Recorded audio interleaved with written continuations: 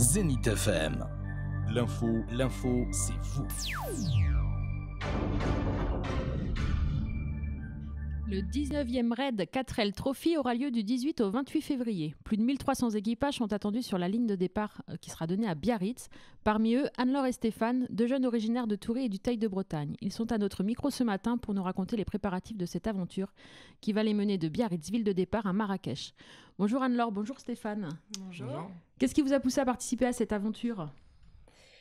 L'envie d'aventure et le fait que deux amis aient déjà participé en 2014 et en 2015 au Raid 4L Trophy, et leur retour émerveillé nous a motivés à nous lancer.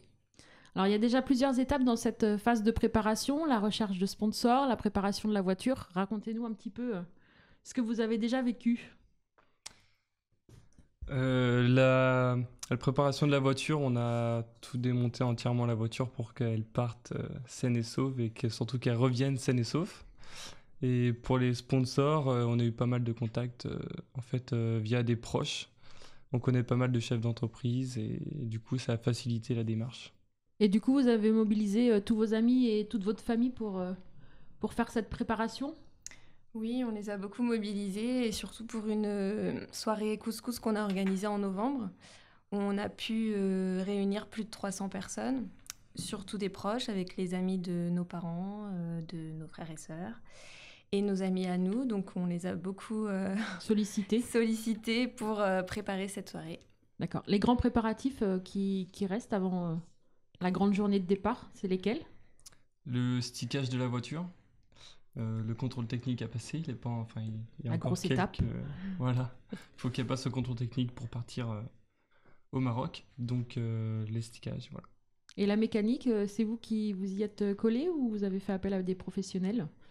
On a démonté la 4L nous-mêmes, on a commencé à la remonter nous-mêmes, on a fait faire le moteur par un garage à Messac-Guipry. Et on a eu un mécano à la retraite, Aristide, qui nous a pas mal aidé. D'ailleurs, on lui dit merci. Très bien. Alors merci Aristide, qui a travaillé sur Francine. Francine, c'est le petit nom que vous avez donné à votre 4L et qui va vous accompagner toute cette période du raid. Alors il y a aussi un enjeu humanitaire derrière ce raid.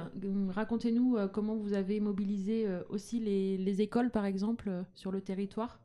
Alors pour ce raid, on doit apporter du matériel scolaire et du matériel sportif. Donc pour ça, on a demandé aux écoles de Toury, de Martigny-Ferchaud et d'Essé de nous aider. Ces écoles, parce que à Toury, la ville où j'habite, et Essé et Martigny-Ferchaud, parce que c'est mes neveux et nièces qui sont à l'école là-bas. Donc ils nous ont beaucoup aidés, on a récolté énormément de choses, trop même.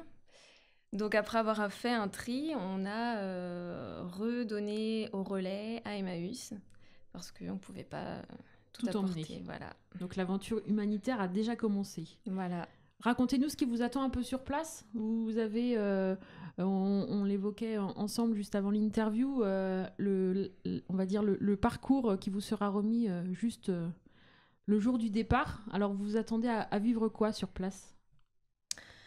Des rencontres, beaucoup sans doute ? Oui, beaucoup de nouvelles rencontres, des gens qui ont les mêmes envies que nous, les autres équipages. On a déjà rencontré quelques équipages qui sont autour de Rennes en faisant des apéros pour pouvoir se connaître avant de partir. Et puis aussi donner des conseils. On a rencontré des anciens trophistes, comme on dit, qui nous ont donné des conseils et des petites questions qu'on pouvait se poser. Et parmi les conseils qui vous ont été donnés, en priorité, c'était lesquels ? De vivre le raid à fond et de bien préparer la voiture pour justement vivre le raid à fond. D'accord. Et bien prévoir des tenues chaudes, parce qu'on peut croire qu'au Maroc il fait très chaud, mais la nuit c'est bonnet, chaussettes et même si nous on a prévu de dormir dans la voiture, il va quand même faire froid. D'accord. Donc en fait, on n'a pas besoin d'être jaloux, vous aurez le même temps que ce qu'on aura Voilà. ici.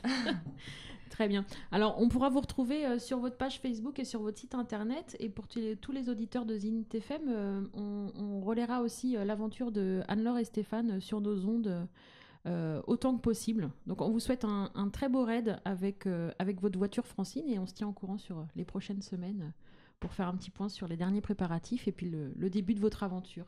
Merci Anne-Laure, merci Stéphane. Merci. Merci. C'était une interview de Christelle Badoud.